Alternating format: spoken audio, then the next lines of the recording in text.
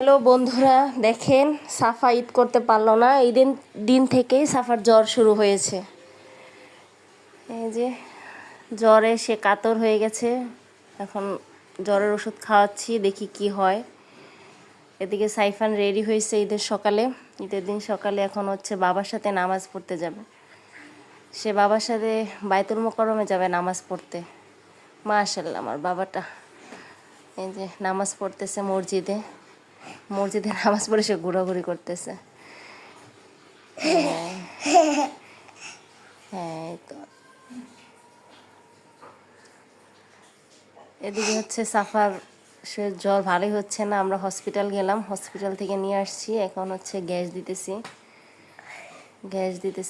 মানে ঈদটা পুরাই মাটি হয়ে গেল। কোথাও একটু বের হইতে পারলাম না, কিছু না। মেয়েটা সেই অসুস্থ, কোনো রান্না বান্না কিছু করতে পারলাম না।